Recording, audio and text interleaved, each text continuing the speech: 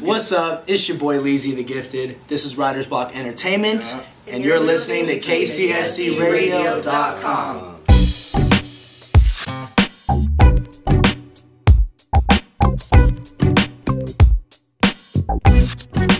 Welcome to KCSC Bomb Shelter Session. I'm here with Lee Litvin, Leezy the Gifted. Tell me who Lee is. Who is Lee? Well, I'm this guy from the suburbs who has been listening to rap music since I was probably 12. It's a huge influence on my life. I listen to music all the time. I think about music all the time.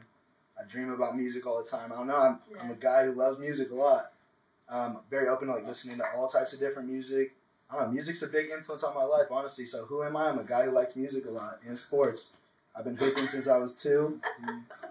Been playing basketball since I was 2. That's obviously a huge influence in my life as well. So I get a lot of competitive spirit from that, and I think it plays very well in my rap music. Rap's a pretty competitive genre, so I'd say I'm a competitive guy. I love music. I like to chill and relax. I'm 22, from Walnut Creek, Bay Area. Let's see. You I go to Chico. Obviously, I go to Chico State. I got 1 more year till I graduate. So, there we go. Okay. So, yeah, time's ticking. I got big things to think about. And, yeah, I'm not really that complicated. That's me, pretty much. So, you're obviously a rapper. What specifically got you into rap music? Was it a specific artist, album, or song, or even an event in your life?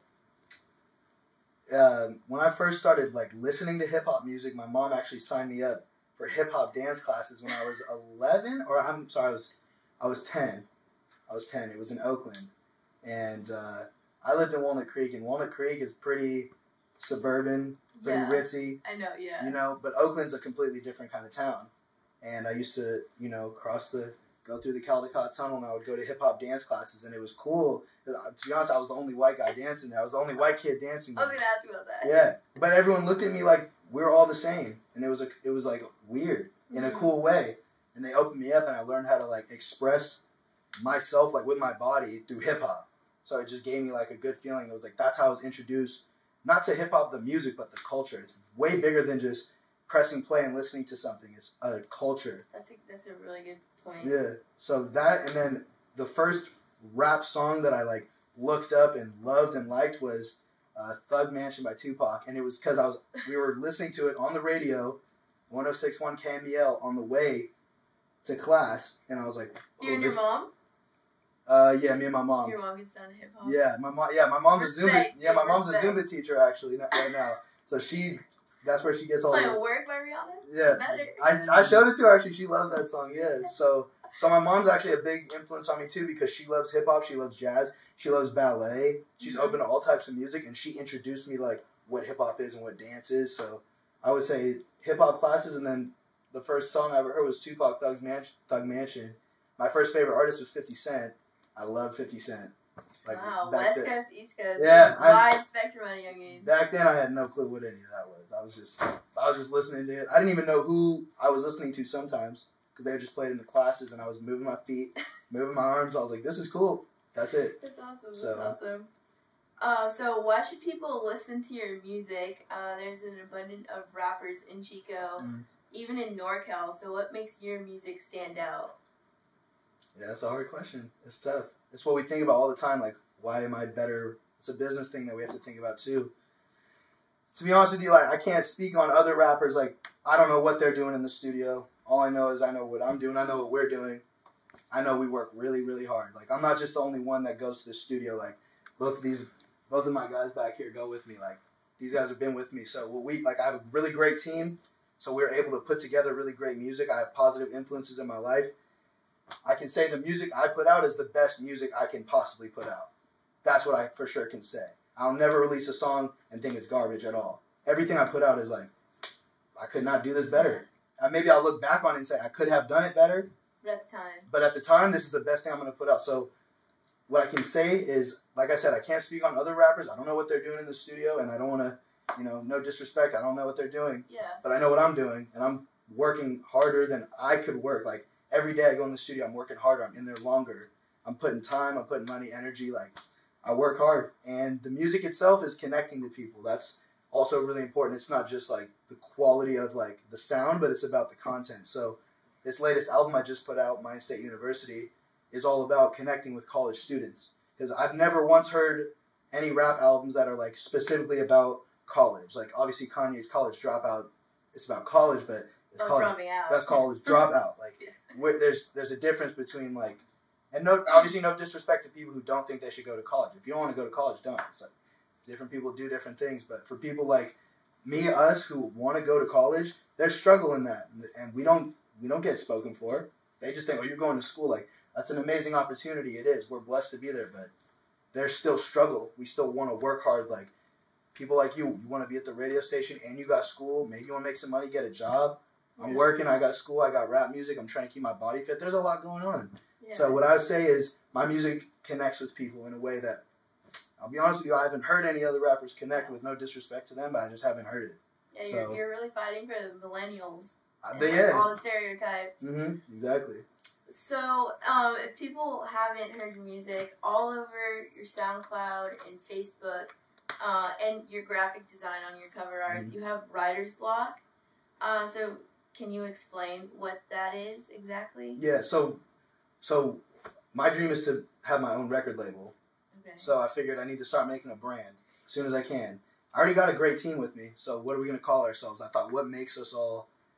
What do we have in common? That's something that we can portray to the world, and I think it's overcoming challenges. So for a creative person, whether you're a rapper, you make beats, you're at a radio station, whatever, you could be an artist, you're going to have some kind of creative block throughout time. It happens. It's inevitable, and it's the worst thing ever. It's so frustrating.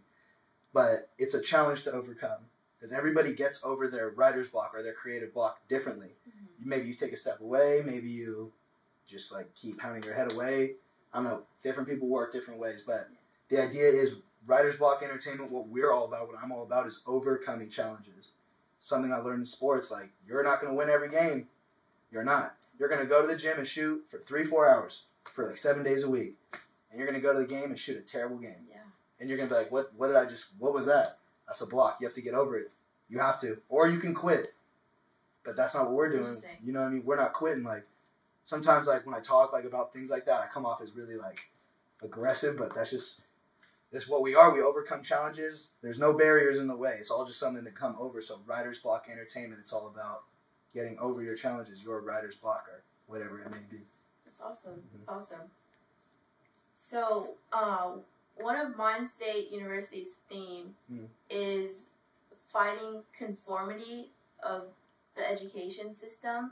I remember one of the lines saying that teachers teach you how they think. They don't talk about certain stuff. You even mentioned Jerry Brown in there. So, how do you fight that?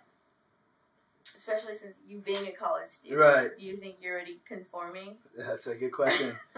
I have to be dead honest. Like, ever since I was, 5 or 6, like, I feel like I've had senioritis since I was 6. Like, I've been done with school forever. And, like, obviously I was forced to be in it for those times. I don't need to be in school now, but I realize, like, I have these dreams and goals where I want to achieve something. So, yeah, I'm in school, but I'm doing entrepreneurship. And entrepreneurs are, like, the ultimate, like, fight, beat the system people, you know? So, I mean, yeah, in a way, I guess you could say, like, I'm conforming, like, I'm in school, but that's just because I want to have a better future. So, I wouldn't say I'm necessarily conforming because everybody has their own path. But, you know, in entrepreneurship, they teach us all about people who dropped out. That's all they do, I feel like. That's every day. Every day I'm in class, I'll be honest, every day I'm in class and every day I think, why am I here? Every single day. A new reason for why I shouldn't even be there. You're saying like Bill Gates. I'm thinking like Richard Branson, the guy who started Virgin Record Company. He dropped out when he was 15. He dropped out of school when he was 15. He high school. Damn. Yeah, he got jets. He's rich. He's rich. And he's smart. You're not going to say he's stupid. You know what I mean? Or there's so many, like, there's a whole list of tons of people. And I'm a rapper. I study rap. I don't know. There's only one rapper I know who went to college. That's J. Cole.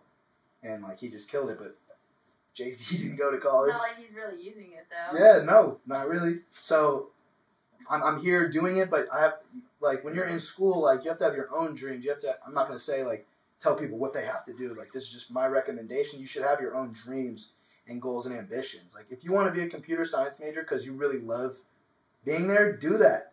You know what I mean? Don't be there because your dad was and his dad was, and don't go be a lawyer because everyone in your family is a lawyer. Like, be a lawyer because you want to be a lawyer.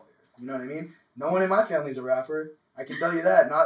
Not too many musical things going on in my family. We got lawyers and doctors and, you know, things of that nature. But I'm a rapper because I want to do that. Sometimes my family looks at me kind of like, okay, what do you like?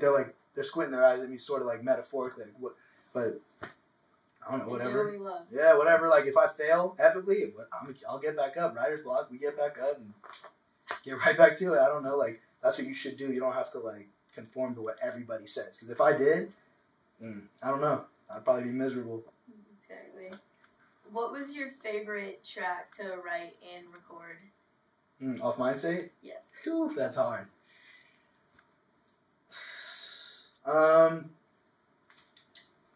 That's a tough one. I can't answer You picked just multiple ones. Yeah, I'm going to for sure. I can't just pick one. It's too hard. It's pretty long. I'll talk about the first track, Orientation. I was at a cabin retreat with Chico Hillel. Okay. When was that? I can't remember. That was September. That was last September. And I was there with my friend Corey Wallace, who I know you know. He's Corey on the keys. Corey on the keys. Super talented dude. And there was like this keyboard and like karaoke machine up there, and it was kind of random and weird, but almost like God had just put it there. And he's like, "Hey, you want to make a track?" I was like, "Yeah."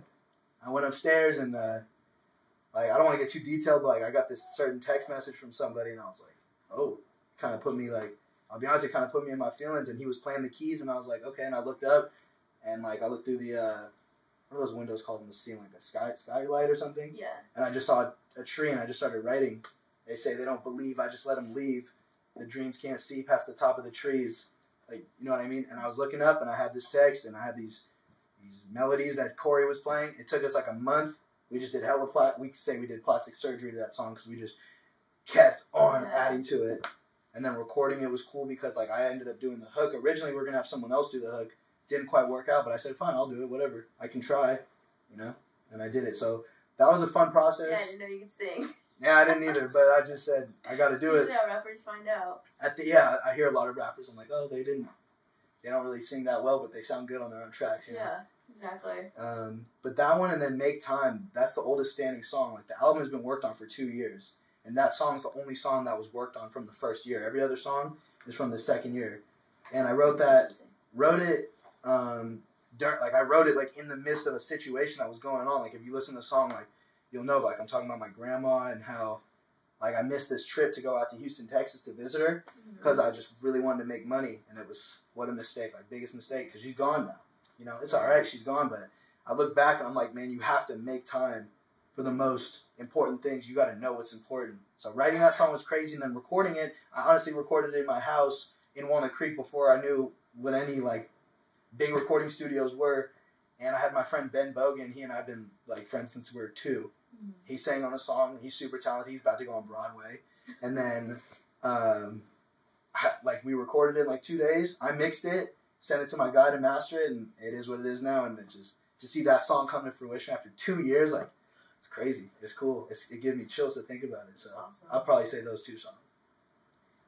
So I know a lot of artists and bands personally, but knowing you, I've never met anyone who's more passionate and motivated, not just by their music, but just for the industry. So what fuels that passion for you? First of all, thanks. I appreciate that. No problem. It's a blessing that you even say that. What fuels my passion for the music industry or the music that I make? Your music. I honestly like a ton of things.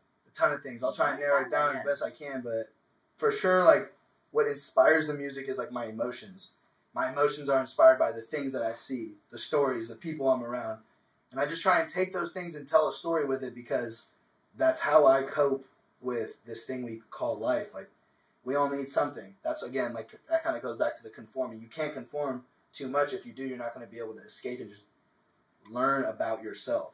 So what inspires my music is because I want to learn about myself and I want to grow as a man, because to me, what's most important in this world is just being the best man that I can be. Obviously for God, for my family. So that fuels me a lot because the music helps me learn about myself because I can reflect. It's like meditation in me, you know? And a lot of like my own doubt in my own head, that fuels me too. Because like I start making up like I'm, you know, to be honest, like I get self-conscious, like am I gonna make it or not? Am I really gonna be where I wanna be, or is this all a waste? Like, but I love that struggle, like that mental struggle. It drives me crazy all the time. I lose sleep over it all the time. It's I like love an it. adrenaline rush. Yeah, it's crazy. I can go. I don't know. I've gone a couple nights. I'm just super low on sleep, and I just love it. I love the hustle because I get up and I go. I gotta go. Yeah, that's what it is. So I say what fuels it is just my own like passion for finding out about myself, and then the doubt that I put upon myself because it makes me just go hard as much as I can all the time. Mm. So Mind State University is your biggest and longest project. Mm. What plans do you have in the future with your music? Like, where do you see yourself in the next 3 or 5 years? 3 to 5 years. To be honest with you, like, it's a hard question just because when I was young, I used to try and tell the future all the time. Because I used to think the more I try to predict the future, the easier it's going to be because I can plan. And my father, like, since I was young, he always told me, like, man planned, mankind. Man plans and God laughs. Oh, wow. So ever since then, I just say, honestly, like, there's things I want, you know what I mean?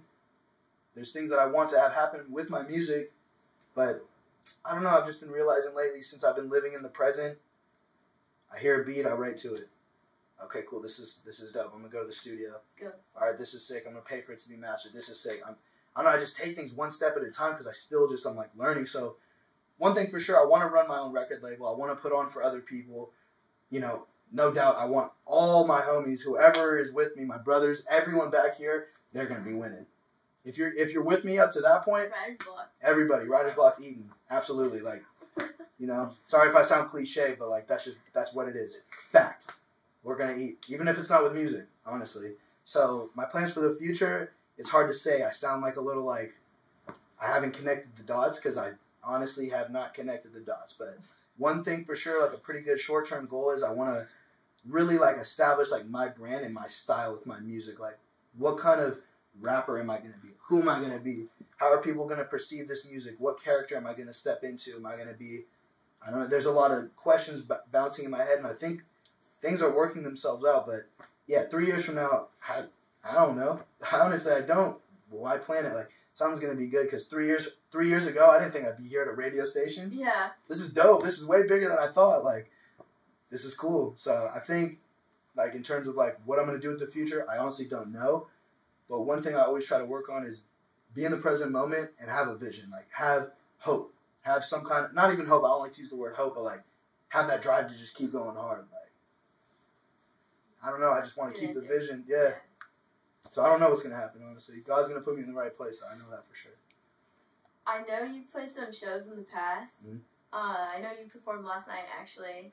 So do you have any funny fail story or something crazy that happened while you were performing or even before you got on? Yeah. Kind of. It's not the funny. It's not, I don't know if people think it's that funny, but I remember I was on stage. Where was that stage in Oakland? Where was that at? Venue Oakland. Venue Oakland. My brother Melvin behind me, he was actually on stage with me. Yeah. We were turning up. It was fun. But I completely forgot the words.